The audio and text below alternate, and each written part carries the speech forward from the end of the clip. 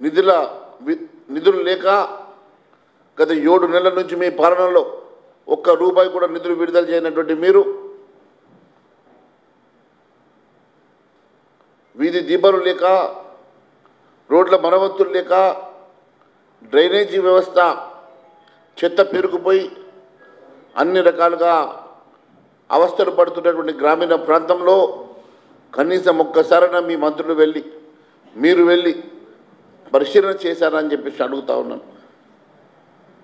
ఈరోజు ఏ బీఆర్ఎస్ పాలనలో అయితే అస్తవ్యస్తంగా ఉన్నదని చెప్పి మేము వచ్చి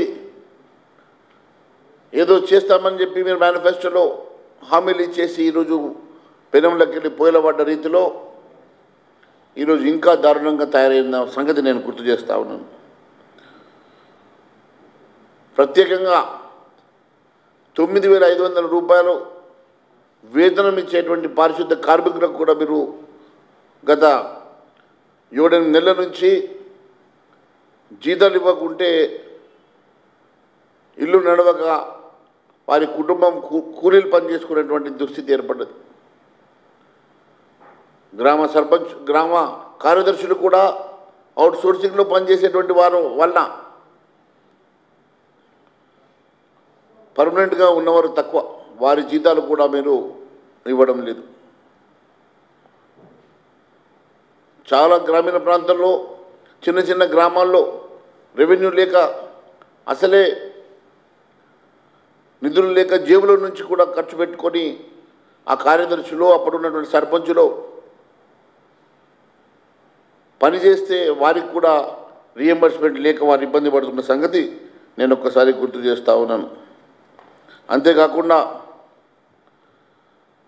సర్పంచుల పదవీకాలం పూర్తయి ఇప్పటి వరకు మళ్ళీ ఎన్నికల షెడ్యూల్ గురించి ఆలోచించినటువంటి ఈ ప్రభుత్వం కనీసం పాలన ఎలా సాగుతుందో రివ్యూ చేయనటువంటి ఈ ప్రభుత్వం పూర్తిగా నిధుల సంగతి అక్కడ ఉన్నటువంటి గ్రామీణ పరిస్థితిని కూడా అంచనా వేయకుండా పూర్తిగా విస్మరించడం వలన ఇప్పుడు ఈ వర్షాకాలంలో వ్యాధులు కూడా వ్యాపించేటువంటి ప్రమాదం ఉన్నది. ముఖ్యంగా మారుమూరు పల్లెల్లో,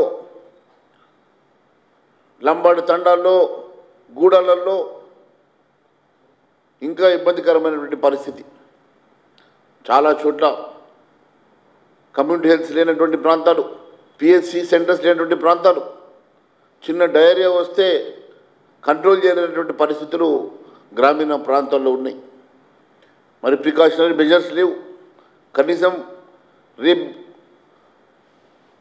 ఏదన్నా వ్యాధులు వస్తే వాటిని ఎట్లా పరిష్కరించాలన్న ఆలోచన ఏ రకంగా ఉన్నదో నాకు తెలియదు. కానీ ఈరోజు గ్రామంలో ఉన్నటువంటి పరిస్థితి చాలా బాధాకరంగా ఉన్నదని చెప్పేసి నేను మీ ద్వారా తెలియజేస్తూ ఉన్నాను. మోటార్లు, పైపులు, లీకేజీలు, డ్రైనేజీలు, కరెంట్, స్ట్రీట్ లైట్స్ ఏ ఒక్క అంశంలో కూడా పట్టించుకునే నాదుడే లేడు ఆ సంగతి నేను తెలియజేస్తూ ఉన్నాను.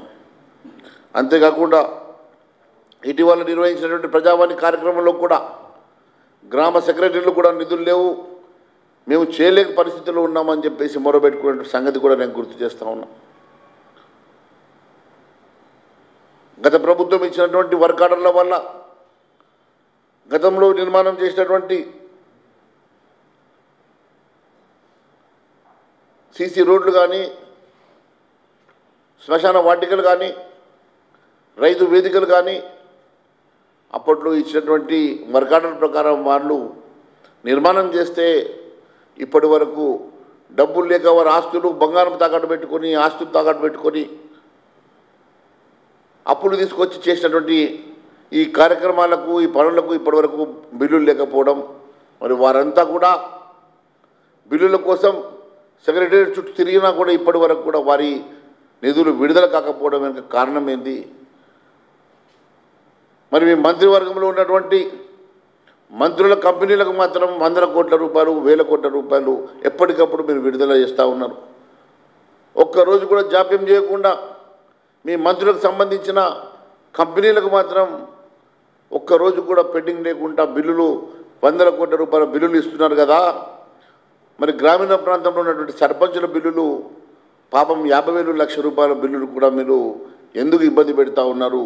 కొన్ని వేల మంది సర్పంచులు ఈరోజు పదవీ కాలం పూర్తి చేసుకొని బిల్లులు వస్తాయా రావా తెలియక తెచ్చిన అప్పులు కట్టలేక ఆత్మహత్యలు చేసుకుంటూ ఉంటే కూడా నిమ్మకు నీరెత్తనట్టుగా ఉన్నటువంటి ఈ ప్రభుత్వం మరి పేదవారి మీద ఏ రకమైనటువంటి ప్రేమాభిమానం ఉన్నదో దీన్ని బట్టి అర్థమవుతా ఉందని తెలుస్తూ ఉన్నాను. అంతేకాకుండా